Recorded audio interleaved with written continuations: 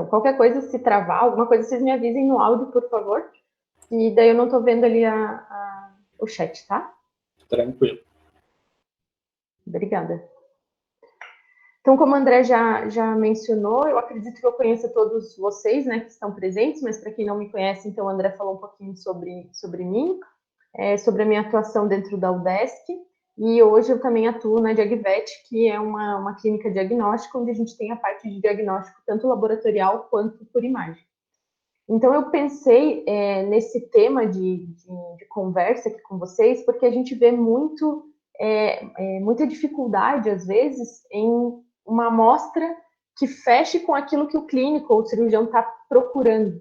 Então, o objetivo dessa conversa com a gente aqui hoje é justamente tentar falar alguns pontos que, às vezes, pode parecer besteira, pode parecer bobagem, mas que fazem uma diferença enorme na hora de obter o resultado. Então, eu vi que alguém perguntou ali no chat sobre a duração da palestra. Eu, em conversa com o pessoal da organização, com a Gabriela, a gente pensou em fazer, eu falar um pouquinho menos e a gente abrir para perguntas e discutir em relação ao tema que vai ser abordado. Então, se vocês tiverem dúvida, podem abrir o microfone, podem falar tranquilamente, e a gente vai discutindo aquilo que eu conseguir souber responder, a gente vai conversando aqui nesse tempo aqui que a gente disponibilizou para isso, tá bom? Então, eu vou basear nas amostras, basicamente, e na qualidade delas para que a gente obtenha um resultado adequado também.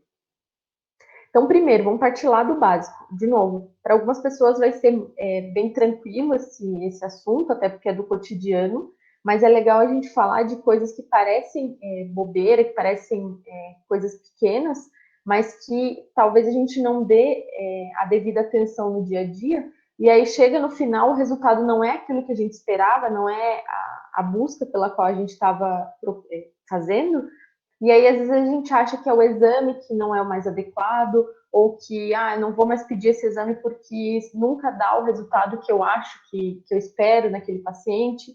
Então vamos falar um pouquinho sobre as variações que a gente pode ter em relação principalmente às amostras, e que podem impactar no final, nos resultados que a gente está buscando. Então, primeiro, vamos falar das amostras em si. As amostras, então, são frações de um todo. Então, a gente já tem que começar pensando por aí. A partir dessas amostras, a partir desse pequeno pedacinho do todo, a gente está buscando alguma informação. Então, ou seja, um tipo celular que eu estou achando que possa estar predominante para me indicar uma doença específica, uma dosagem bioquímica que possa me indicar alteração em um órgão específico.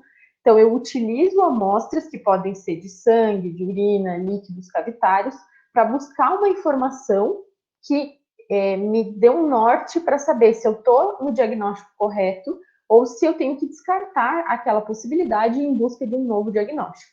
Então, a gente tem que pensar que a nossa busca se inicia a partir da amostra. E se eu tiver um erro aqui no início já, esse erro vai se propagar e lá no final eu vou ter um resultado que eu não posso ou não deveria confiar cegamente. Então, por que eu falo isso? E às vezes sou até repetitiva. Quando a gente fala do paciente, do cão, do gato, eles têm 1 litro, no caso do gato, um pouco menos, de sangue circulante. Então, vamos pensar num cão de grande porte, ele tem 1,5 litro, 2 litros de sangue total. Desse sangue total, quando a gente fala de sangue especificamente, mas eu estou dando um exemplo, a gente retira alguns ml. Às vezes não consegue nem muito, porque a coleta é um pouco dificultosa. Então, eu consigo meio ml, 1 ml de sangue. Dessa quantidade de sangue, eu já tenho que pensar que eu já peguei só uma fração, é só uma amostra de todo aquele sangue circulante. E, no caso do esfregaço sanguíneo ou de outros exames específicos, a gente usa uma gota daquele sangue que já foi uma fração do todo. Isso eu falo para exemplificar exatamente isso. Quanto mais ou menos cuidadosa for essa minha essa sequência de ações, maior o reflexo lá no final nos meus resultados. Então, eu sempre tenho que pensar nisso. Eu não estou avaliando no todo, eu estou pegando uma porção que eu espero ser representativa do todo. Então, problemas na obtenção dessa fração podem evoluir para um resultado não tão significativo. E o nosso objetivo com os exames complementares, e tanto de laboratório quanto de imagem, o objetivo maior é chegar no diagnóstico, ou avaliar prognóstico, ou acompanhar aquele paciente. E o diagnóstico em si é um processo considerado imperfeito. A gente, claro que tem alguns pontos, alguns diagnósticos específicos que você consegue cravar com certeza, mas a busca por esse diagnóstico é imperfeita, porque a gente se baseia em probabilidades. Então, de novo, como eu já me baseio em coisas inespecíficas em grande parte, eu tenho que fazer da melhor forma essa minha busca para que eu consiga confiar naquilo que eu estou gerando, naquele diagnóstico que eu estou gerando. Para isso, a gente tem que pensar em duas coisas também que estão muito relacionadas com testes, com análises laboratoriais. Provavelmente vocês estão ouvindo falar bastante desses termos, principalmente agora em relação ao COVID, né? Então, é o termo de sensibilidade ou especificidade. E os testes vão ter diferentes graus de sensibilidade e de especificidade. Então, quando eu sei o tipo de teste que eu estou utilizando, qual é o grau de sensibilidade dele, qual é o grau de especificidade dele, eu consigo me basear mais firmemente naquilo para chegar num diagnóstico mais adequado. Então, a sensibilidade de um teste é a capacidade de identificar de forma correta os indivíduos que possuem aquela doença. E a especificidade é a capacidade de identificar corretamente os indivíduos que não possuem aquela doença. Então, baseado nessas características, inclusive, eu devo escolher os testes mais adequados. Então, quanto mais sensível ele for, quer dizer que ele tem uma maior capacidade de pegar aquele resultado. Vamos dar um exemplo. É uma busca de hemoparasitas. Ele não é tão sensível assim, porque do sangue total, a gente pega alguns ml desse sangue e de uma gota a gente vai buscar o parasita. A sensibilidade dele não chega a ser tão grande, porque eu perco muito nesse caminho até essa avaliação. Porém, a especificidade dele é legal. Se eu enxergar aquele hemoparasita, se eu enxergar aquele agente, quer dizer que realmente tem. Só que no caso de pesquisa de hemoparasita, a não observação dele não tira da jogada aquela afecção, aquela doença, justamente porque ele não é tão sensível. Mas então eu tenho que pensar nessas qualidades de um teste antes de escolher e saber o grau de confiabilidade deles também. Vamos falar agora sobre sangue, que é uma das principais amostras que a gente vai ter dentro do laboratório para avaliação. Depois, no finalzinho da apresentação, eu trouxe alguns materiais para exemplificar algumas coisas que eu vou falar aqui. Mas então, em relação ao sangue em si, é uma das amostras mais utilizadas dentro da medicina veterinária, porque a partir dela a gente consegue avaliar inúmeras coisas daquele paciente, daquele animal. Então, eu consigo avaliar dentro do hemograma, por exemplo, a quantidade de células que estão presentes naquela quantidade específica de sangue, se está dentro do valor de referência, se não está. Do soro, principalmente a porção de soro, né, do sangue, a gente consegue fazer várias dosagens bioquímicas, então, para avaliar rim, avaliar fígado, tudo aquilo que a gente já menciona sempre sobre as análises bioquímicas. Então, a amostra sanguínea em si é uma amostra muito rica e que traz bastante informação. Só que eu preciso saber usar essa amostra e saber como utilizar no determinado caso. Então, se eu tenho um caso onde eu tenho alguns diagnósticos que eu estou buscando, eu tenho que utilizar essa amostra de sangue da melhor forma possível para incluir ou descartar essas possibilidades. E a gente tem bastante ferramenta para utilizar nesse sentido. Só que quando eu falo de colheita de amostra de sangue, a gente tem alguns percalços. Falando de pacientes veterinários, talvez seja um pouquinho mais dificultoso ainda, porque a gente precisa da cooperação desses animais, eles muitas vezes não entendem o que está acontecendo, e é compreensível, né? Você precisa entrar com uma agulha em um vaso desse paciente, desse animal, e isso pode gerar estresse. Então, isso é um dos primeiros pontos. Eu sempre falo que obviamente, a gente faz as tentativas de coleta de sangue, mas chega num ponto que o animal está tão estressado que os resultados que a gente vai obter naquela amostra não vai fazer diferença no final das contas. Então, a equipe se estressa, o animal se estressa, o risco de lesão, tanto do animal quanto da equipe, é grande, e o resultado daquele exame não vai te trazer muita informação. Ele pode, inclusive, alterar em relação ao estresse. Por exemplo, em relação à adrenalina, que pode alterar principalmente eritrócitos e plaquetas, linfócitos também. Então, o estresse do paciente no momento da coleta deve ser levado em consideração e deve-se saber que isso pode trazer algumas alterações. Só que aí, obviamente, a gente tem aquele outro ponto. Eu posso sedar ou tranquilizar ele um pouco para a coleta. E aí a gente vai ter as outras alterações também em relação aos fármacos. Então, alguns fármacos podem alterar também quantidade celular, por exemplo, dosagem de algumas enzimas, de alguns analíticos. Então, eu sempre tenho que ter em mente isso. E aí a gente já vai falar no correto preenchimento da requisição, porque isso ajuda bastante o patologista clínico a entender aquilo ali.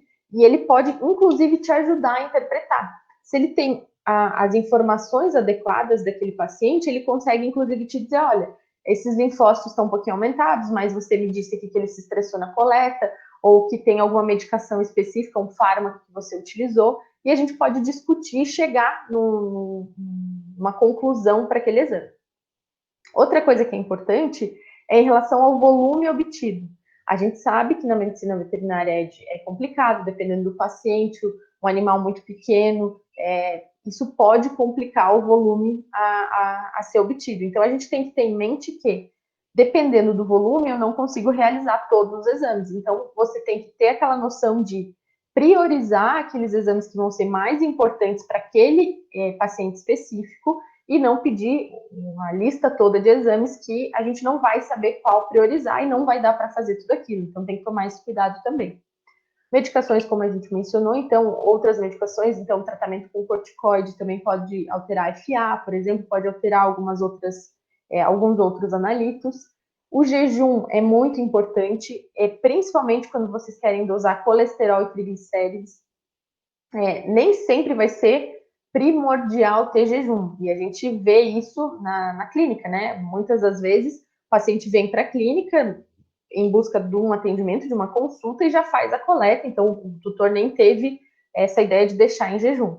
Mas sempre que possível, é interessante fazer um jejum, não precisa ser muito longo, mas para evitar lipemia. Lipemia é um dos problemas que pode alterar o resultado de exame, então, ou pode, inclusive, inviabilizar a realização de alguns exames.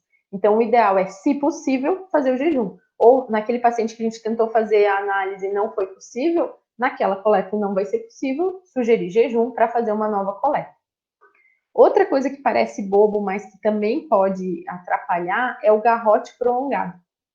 Você está tentando, está garroteando o vaso por muito tempo, principalmente plaqueta pode ser prejudicada, a contagem de plaqueta pode ser prejudicada. Então, fez o garrote, tentou a colheita, não foi possível, solta o garrote e refaz ele para uma nova tentativa. Mas o garrote prolongado também pode atrapalhar. Por que eu trago esses pontos? Que são todos pontos prévios ainda à coleta ou durante o momento da coleta que podem impactar no resultado. E aí depois a gente acha que aquela linfocitose é porque tem alguma alteração imune nesse animal ou porque essas plaquetas em grande quantidade ou quantidade reduzida têm algum problema, e na verdade são alterações pré-analíticas da amostra, né? Outras coisas que a gente, antes de chegar na parte de depois da coleta, é o local, o vaso de escolha para essa coleta.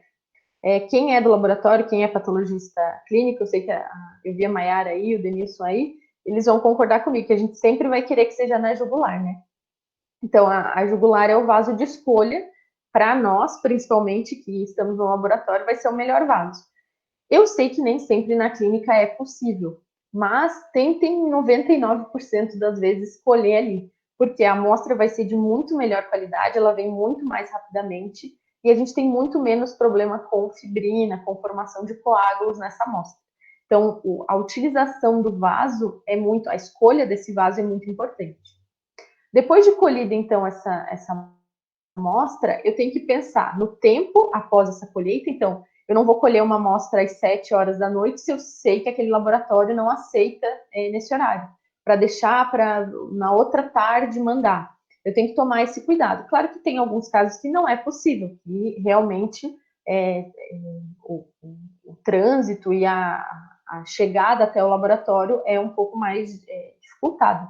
Então, nesses casos, eu tenho que ter essa noção de armazenar a amostra da melhor forma. Mas o ideal é que a amostra seja analisada logo após a colheita, ou algumas horas depois da colheita.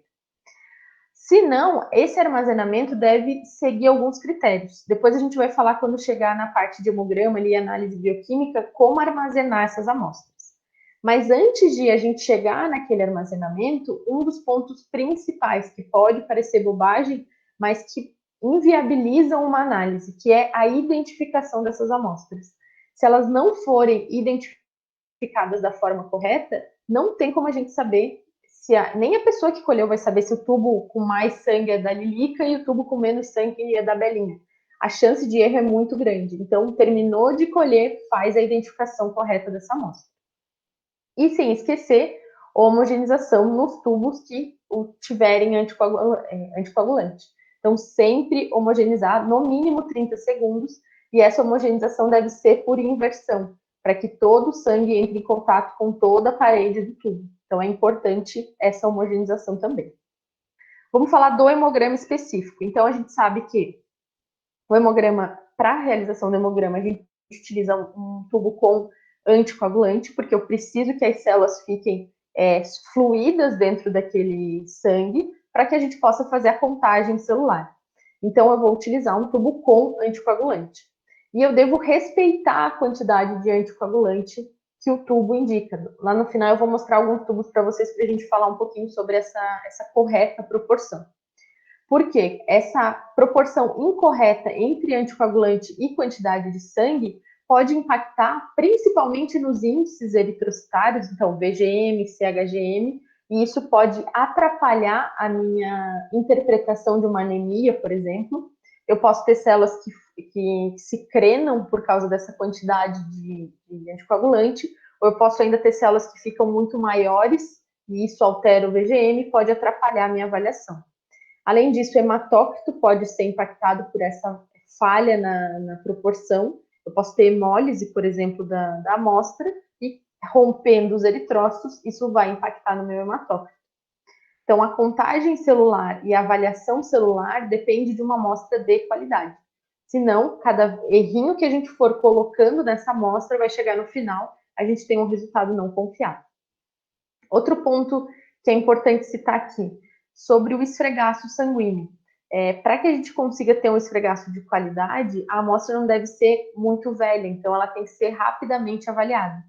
Se você vai demorar, por exemplo, eu não consigo acessar um laboratório dentro de 2 dias, mas eu colhi a amostra hoje.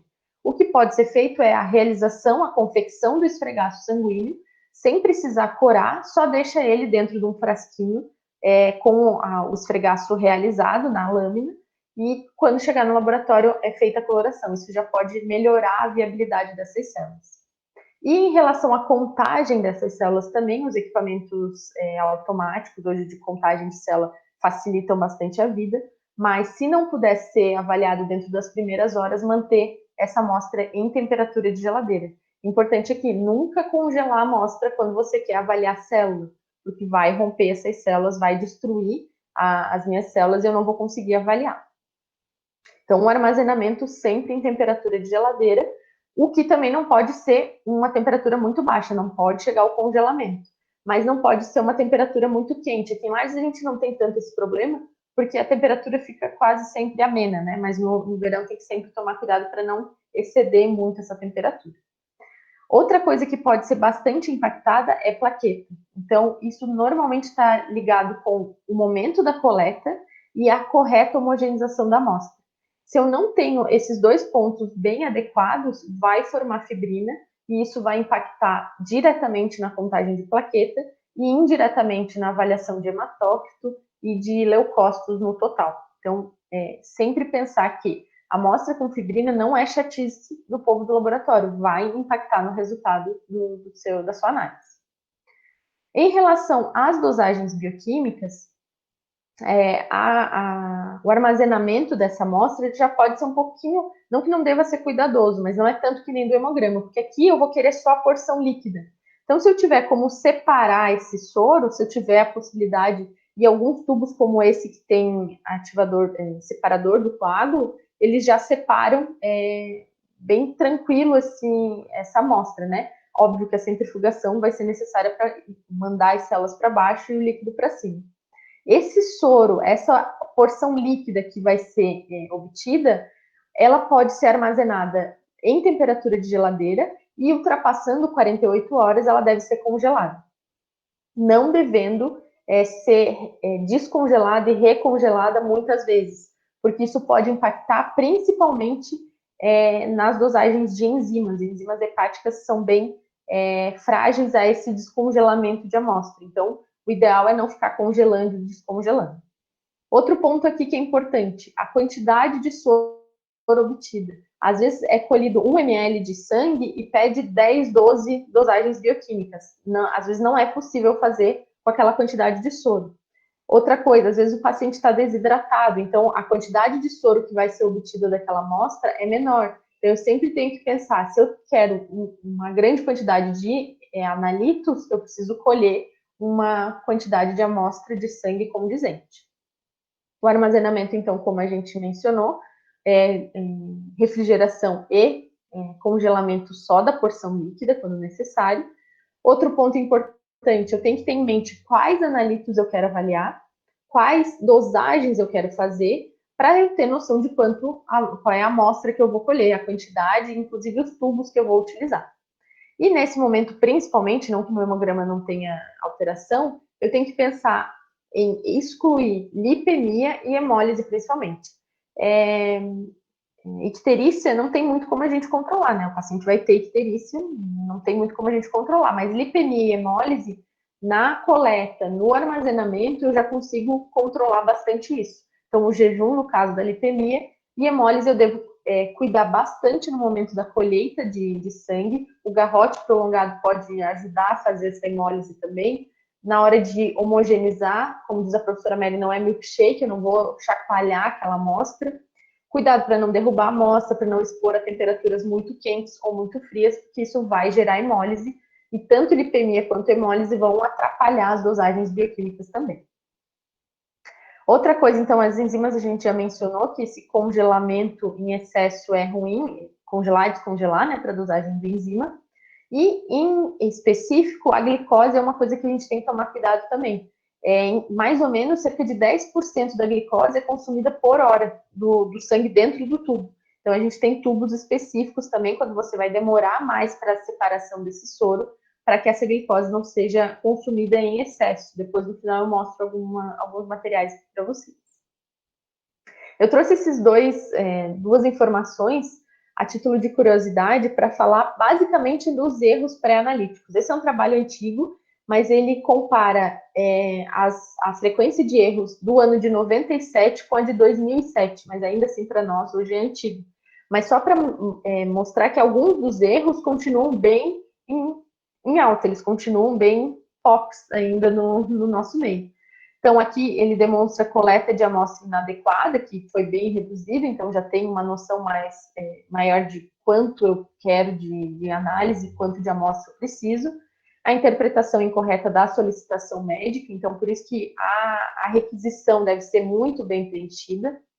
Aqui, casos de perda de solicitação médica, que eram muito, muito maiores antigamente, hoje provavelmente pela informatização está um pouco mais fácil.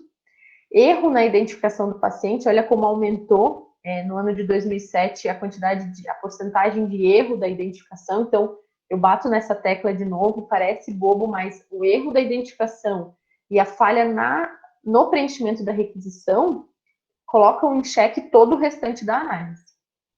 Coleta em tubo inadequado também deve ser bastante considerado.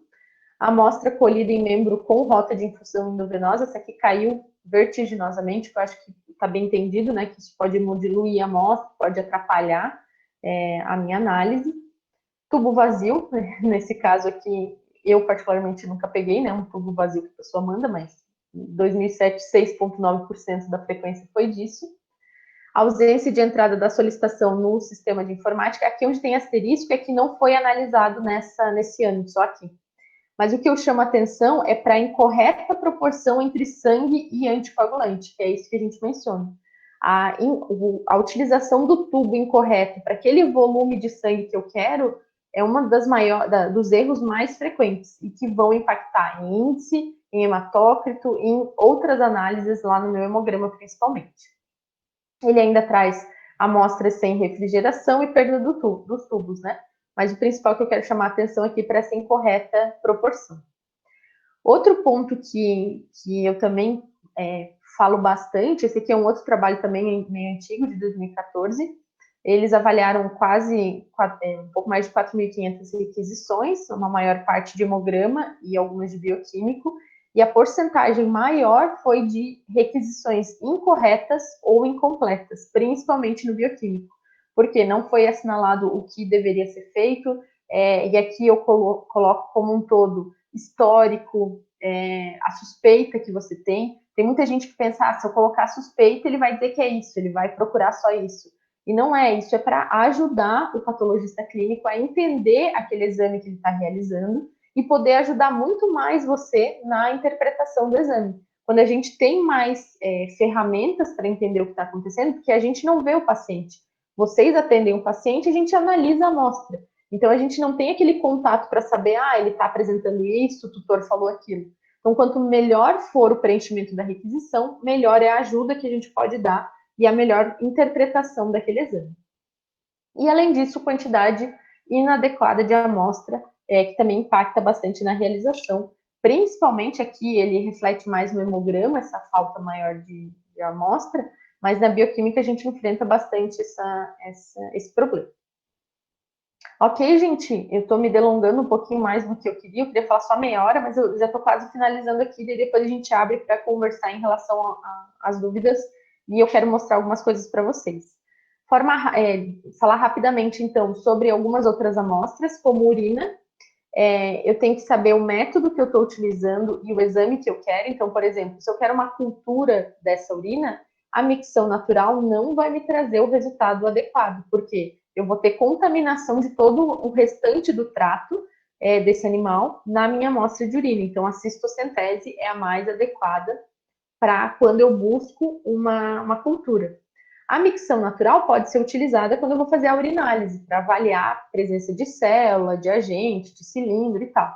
Mas eu tenho que saber o método e saber o que eu estou buscando. Se eu quero uma cultura e eu colhi por micção natural, eu tenho que saber que aquele resultado talvez não seja condizente com aquilo que eu estou buscando. Então, na maior parte das vezes, a gente vai utilizar os frascos coletores de urina ou a seringa mesmo. Então, não tem problema mandar a urina dentro da própria seringa, ou que você colheu por cateterismo, né, pela sonda, ou por cistocentese. Tampa bem a seringa e manda na seringa mesmo. Tempo de análise da urina deve ser mais reduzido ainda. O ideal é que em 30 minutos após a colheita, no máximo até 30, seja realizada essa análise. A gente sabe que não é uma realidade, não é tão simples assim. Então, se eu não consigo analisar tão rapidamente, em até 12 horas eu posso deixar em temperatura de geladeira.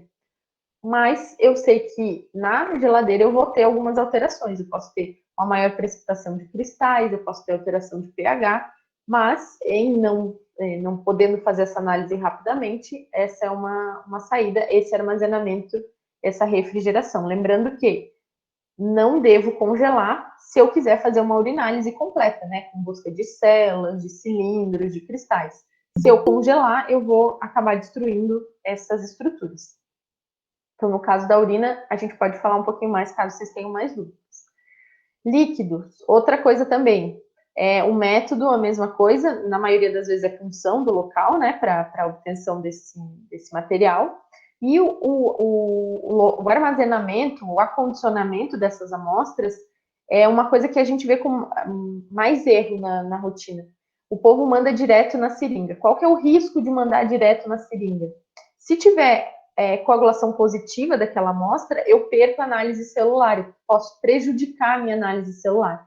Então, líquidos cavitários sempre devem ser enviados em tubo com anticoagulante e sem anticoagulante, seco, né? Então, aqui no exemplo, tubo de tampa roxa com EDTA, e aqui tem duas variações de tubo sem anticoagulante, tampa vermelha ou amarela.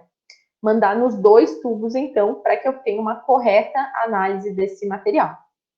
Também, o ideal é que seja o mais rápido possível, e se não, manter em geladeira, temperatura de geladeira, não congelar, porque eu vou buscar também análise celular. E por fim, eu vou falar da citologia, que é uma das coisas que a gente mais vê alteração de resultado, porque a amostra não é tão adequada. Então, quando eu falo de citologia, aqui é primordial escolher um método de colheita. Tem alguns métodos para colher amostras de citologia e que eu devo levar em consideração baseado em cada paciente. Nem sempre vai ser a mesma forma. E eu tenho que escolher o método mais adequado para aquele paciente. Além disso, a confecção dos esfregaços é muito importante também. Porque no caso da citologia, o esfregaço deve ser confeccionado no momento da coleta. Então, nem sempre você vai conseguir mandar a amostra para o laboratório para a gente confeccionar esse esfregaço. O ideal é que seja confeccionado na hora. E aí, por isso, tem que ter um cuidado nessa confecção para que as lâminas venham o mais adequado possível. Então, aqui eu trago alguns exemplos de método de colheita. Então, por exemplo, aqui é um caso de possivelmente um TVT, né? Pelo tipo de lesão no pênis. Nesse caso aqui, o imprint já é suficiente. Então, eu vou pressionar a lâmina no local da lesão e fazer a secagem desse material rapidamente. Não há necessidade de eu entrar com uma agulha, por exemplo. Se tiver mais difícil, não está uma lesão bem característica, aí sim eu posso fazer uma punção aspirativa, mas no caso principalmente de TVT ou de lesões ulcerativas, o imprint é bem utilizado. Eu tenho que remover o excesso de sujidade daquele local de secreção e pressionar a lâmina no local da lesão, secar e enviar para o laboratório também. Outro método de colheita, principalmente lesões nasais, vaginais, lesões que não tem uma massa, uma lesão mais plana e que tem algum tipo de secreção, algum tipo de alteração. Eu posso utilizar suaves ou essas escovinhas vaginais. Tanto um quanto o outro são interessantes para que eu passe nesse local e depois repasse esse material para a lâmina. Eu não preciso friccionar, eu só preciso rolar esse material por cima da lâmina para jogar essas células ali. Da mesma forma, secar o material e mandar para o laboratório. E uma das técnicas mais utilizadas é a CAF, né? É a citologia aspirativa por agulha fina. Então, lesões nodulares, massas, que tem uma parede íntegra, que não pode ter ulceração também, mas nesse caso aqui, não teria um imprint, por exemplo, adequado nesse tipo de material, de lesão, né? Então, eu preciso fazer a punção. Então, eu vou utilizar seringa de 10 ou 20 ml, a seringa de 10 ml já é o suficiente. E a agulha, a mais comum é a cinzinha, aquela mais padrão que a gente utiliza. E eu vou acoplar essa agulha na seringa e fazer uma pressão com o êmbolo da seringa. Por isso que o ideal é uma seringa de maior volume, né? De pelo menos 10 ml. A de 5 ml nem sempre tem a pressão suficiente para puxar o material. Mas tem momentos que eu posso colher só com agulha, né? Principalmente quando é região mais difícil, olho, uma lesão muito pequena, um nódulo muito pequeno, que eu não consigo acoplar com a seringa, eu posso só fazer o movimento com agulha, mas eu vou precisar de uma seringa, e o ideal é de 10 ml, para depois jogar esse material para a lâmina. O que a gente tem que lembrar é que o material que a gente puncionou, o ideal é que ele fique no canhão da agulha. Ele não deve entrar na seringa. Então, muitas vezes as pessoas se frustram na hora da coleta da cito porque não veio nada na seringa. Mas não é para vir mesmo. O material deve ficar no êmbolo da seringa, da agulha, perdão. A seringa só vai fazer o vácuo necessário para puxar o material e depois para empurrar esse material para a lâmina de microscopia que a gente vai fazer o splash. Então, o ideal aqui nesse desenho mostra com um citoaspirador, mas sem o citoaspirador é possível fazer só com a mão mesmo, né? Mas o citoaspirador ajuda bastante. Eu vou acoplar a seringa na agulha, entrar na massa, no nódulo, e vou fazer movimentos de leque naquela região, naquele tecido. E outra coisa importante é, antes de eu retirar a agulha de dentro desse nódulo, soltar o êmbolo. Fazer com que o êmbolo volte ao normal. fazer com que não tenha mais pressão aqui dentro. Solto o êmbolo e aí tiro a agulha de dentro dessa massa. Porque se eu tirar com o êmbolo puxado, o material vem para dentro da seringa. E aí eu não consigo remover ele aqui de dentro para passar para a lâmina. Então, essa é a forma mais adequada. Outra forma de citologia que a gente tem é a guiada por ultrassom. Então, massas mais internas podem ser guiadas pelo ultrassom e vão funcionar da mesma forma. Aqui, então, exemplificando que eu devo retirar a agulha da minha seringa, depois da coleta, puxar o êmbolo para que encha essa seringa de ar, depois eu reacoplo essa seringa na agulha e faço o movimento para jogar o material que ficou no êmbolo para fora dessa agulha e em contato com a lâmina de vidro. Isso é um dos maiores problemas, porque às vezes a pessoa tira com o êmbolo puxado, o material entrou para a seringa, depois não consegue tirar e o material vem de forma inadequada. Depois que eu passo o material para a lâmina, eu vou fazer o squash, que nada mais é que, depois do material colocado na lâmina, colocar outra lâmina em cima e deslizar para que esse material seja espalhado por cima da lâmina. Outro ponto que eu devo chamar a atenção, eu não posso só jogar o material e deixar que ele fique ali. Eu não vou conseguir ver célula daquele material, porque ele vai ficar muito grosso. Esfregaços muito espessos também não são adequados, porque as células vão ficar uma em cima da outra e eu não consigo ver característica. Ah, mas eu consegui muito material. Divide em várias lâminas, faz quantas lâminas for necessário. Mas não deixa tudo na mesma lâmina, porque isso vai atrapalhar na minha análise também. Ok, gente? Me delonguei um pouquinho, mas vou abrir agora para a gente discutir. E, de forma geral, resumindo o que a gente falou, antes de analisar e saber o que eu vou colher, eu preciso analisar qual é o objetivo do meu exame, saber o que eu quero de exame, o que eu estou procurando com aquele exame. Se eu tenho dúvidas sobre a amostra ou sobre o acondicionamento, entre em contato com o laboratório que você está utilizando. Olha, eu não sei que tipo de amostra eu devo colher. Posso colher no frasco tal? Posso colher no tubo tal? O melhor é você entrar em contato e a gente tirar a sua dúvida do que você colher, perder aquela amostra e ter que colher de novo. E, por fim, colher essas amostras com atenção, com cuidado, identificar essas amostras e principalmente a requisição dessas amostras e cuidar com o acondicionamento e envio dessas amostras para o laboratório que você vai utilizar. Ok? Então, falei mais ou menos algumas coisas que vai facilitar o seu convívio com o patologista clínico, que eu brinco que a gente é chato, né? E a gente é chato mesmo, porque a gente sabe o resultado que a gente está entregando para o clínico. Então, eu penso bastante nessa parte pré-analítica, para que a fase analítica e a pós, que é a de interpretação desses dados, seja da melhor forma possível. Ok, gente? Deixa eu fechar aqui. Estão aí comigo ainda?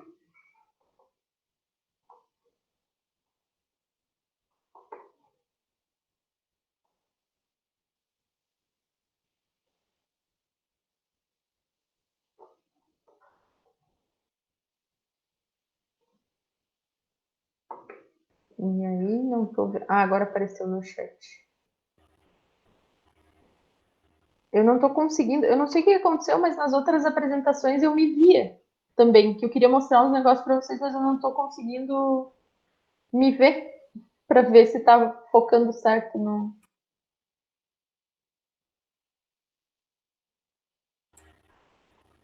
Eu também, na hora que eu falei, ele não estava conseguindo me enxergar. Não sei o que Não tô deu. conseguindo. Eu vou desligar a câmera e ligar de novo para ver se. Pode ser. Gente, se alguém tiver alguma dúvida e queira ligar o microfone para falar, ou se quiser mandar ali no chat, fiquem à vontade. Ah, o Igor tá aí também, o Igor. Também sabe que a gente é chato no laboratório, ele tá entrando pro time dos chatos também.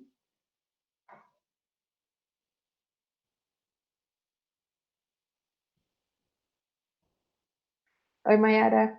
Tu já é das chatas também? Denilson também?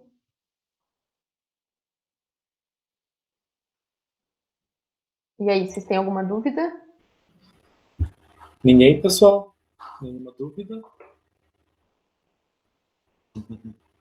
Obrigada, Mayara. Então, eu quero mostrar algumas coisinhas. Eu não sei se vocês... Como eu não estou me vendo, eu queria ver se vocês estão... Eu botei esse fundo para mostrar algumas variações de tubo, por exemplo. Vocês estão conseguindo ver?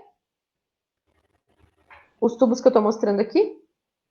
Um pouquinho mais para cima, prof. Aí. De repente, se eu baixar aqui, fique um pouquinho melhor. Vocês estão vendo? Sim. Então, aqui tem algumas variações para quem possa interessar. Esses todos são tubos com EDTA, para hemograma, né? E um dos erros que o povo mais comete, por exemplo, esses dois tubos são bem semelhantes. Só que um é para 4 ml de sangue, ou seja, eu devo colocar sangue até aqui, e o outro é para 2 ml de sangue, e eu devo colocar sangue até aqui. Então, tem algumas pessoas que pegam um tubo de 4 ml e preenchem com pouco sangue, e aí entra naquelas alterações, principalmente em relação à proporção entre anticoagulante e sangue. E tem algumas pessoas que vão pegar esse de 2 ml e preencher até em cima. E aí o que vai acontecer? Vai coagular, porque eu não tenho anticoagulante suficiente para mais do que 2 ml. Hoje, ainda bem, a gente tem esses tubos menores, que são pediátricos. Ele cabe 500 microlitros, ou seja, meio ml. Na dúvida, utiliza ele na marca correta, para que você não tenha problema em quantidade de amostra, principalmente. Então, isso é um dos pontos que a gente deve cuidar bastante. Outra coisa que eu queria mencionar é em relação a esses outros dois tubos aqui. A gente tem o tubo de fluoreto de sódio. Para quem não conhece, ele vai ter um aditivo, então ele tem EDTA para impedir a coagulação, mas ele tem fluoreto de sódio também. Esse fluoreto vai impedir que a glicose seja consumida. Então, lembra que eu comentei que eu colhi a amostra e não consegui mandar para o laboratório no tempo adequado? Colhe nesse tubo de tampa cinza, porque ele vai demorar mais para consumir essa glicose e depois de uma hora ele vai quase que estagnar esse consumo, e isso vai facilitar a avaliação dessa minha amostra no final. Outro tubo que às vezes gera erro também é esse de tampa azul clara. Esse tubo aqui contém citrato de sódio. Se vocês verem, ele tem um volume bem maior de anticoagulante. Esse aqui é para análise de coagulação. Se eu não preencher da forma correta e não homogeneizar da forma correta, vai ter erro no meu teste também. Então, esse é o tubo que deve tomar mais cuidado na hora de utilizar. E esse aqui de tampa branca é um que é utilizado de rotina para coleta de líquor. Ele não tem nada dentro, não tem nenhum aditivo, não tem nenhum anticoagulante. Porque líquor eu não devo colher nesses tubos com anticoagulante aqui e nem nos tubos que contenham aditivos. Por exemplo, esse de tampa vermelha tem um aditivo que é um ativador do coágulo. Eu não devo colher líquor, o líquido cefalorraquidiano aqui. Eu devo colher em tubos totalmente secos, que são, esse aqui é um exemplo de tubo de tampa branca ou tubo de vidro normal, só adequadamente fechado. Eu vi uma dúvida da Ana.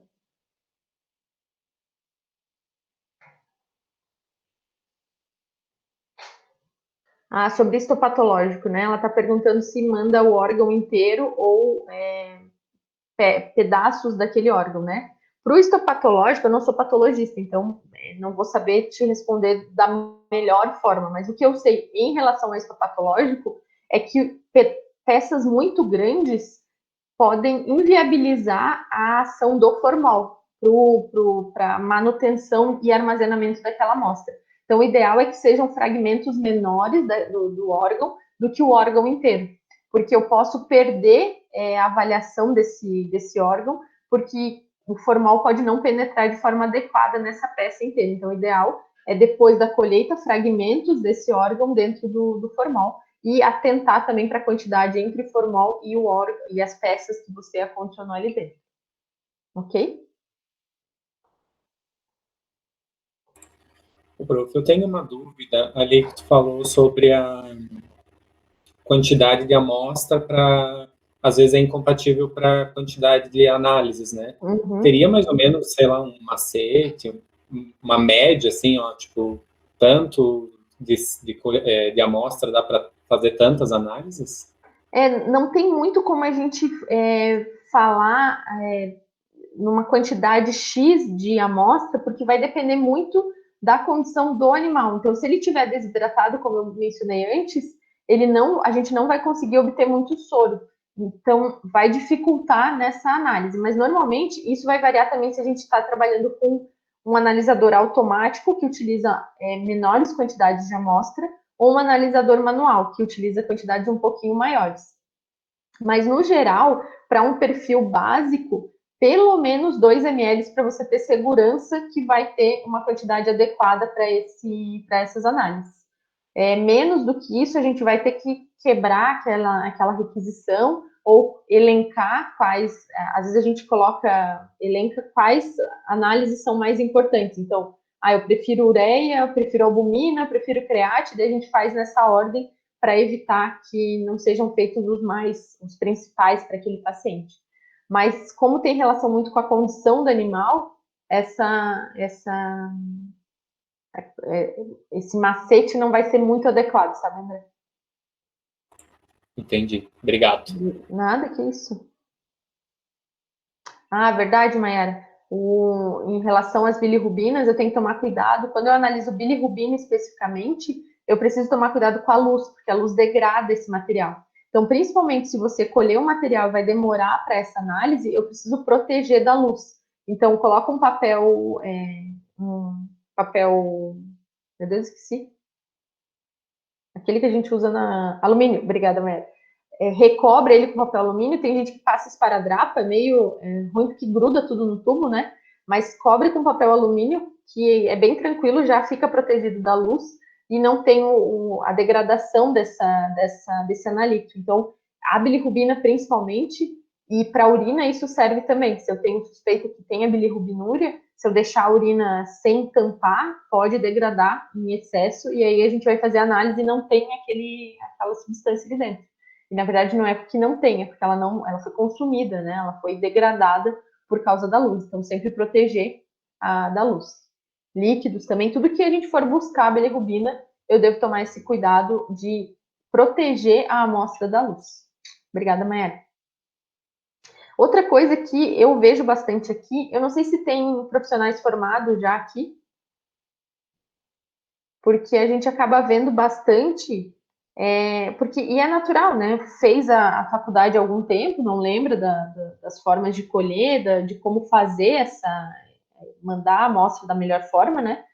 E a gente sempre está relembrando. Uma das coisas que não tem nada a ver com amostra de sangue agora é sobre pesquisa de ectoparasita. Tem muita gente que faz essa pesquisa, não faz na clínica, não tem microscópio, e faz a coleta e manda para o laboratório. Como que é a forma mais adequada de mandar esse material? Primeiro, qualquer material que vá na lâmina, o adequado é que a gente utilize, não sei se vocês estão vendo, esses frasquinhos para colocar lâmina. Então, eu vou colocar a lâmina nesses frasquinhos que tem o espaço adequado, elas não vão grudar entre si, e eu consigo mandar esse material para o laboratório. Quando eu estou suspeitando quando eu quero pesquisa de ectoparasita, eu vou fazer o raspado na pele desse animal, né? O raspado normalmente tem que ser profundo, então tem que sangrar um pouquinho esse raspado, e eu vou passar para uma lâmina. Então, imaginem que eu passei esse material para a lâmina de microscopia. Se eu já tiver um microscópio ali, eu já vou olhar, né, com uma gotinha de óleo e tal. Mas se eu não tiver e quiser mandar para um laboratório, a forma mais adequada é recobrir com outra lâmina. Então, eu deixo o material entre as duas lâminas e fechar esse combinho aqui com um esparadrapo, por exemplo. Então, eu vou fechar dos dois lados essa junção, esse sanduíchezinho de lâmina, fechar dos dois lados e mandar para o laboratório assim. Ou eu posso passar um plástico filme também ao redor desse material para que o material fique ali dentro e eu não tenha chance de perdê-lo no armazenamento, no transporte, para que eu consiga observar no microscópio. Ok? Mais alguma dúvida, gente? A gente está competindo com. Acho que hoje é a colação de grau, né? Da veterinária. Não sei se é nesse horário, eu sei que é hoje.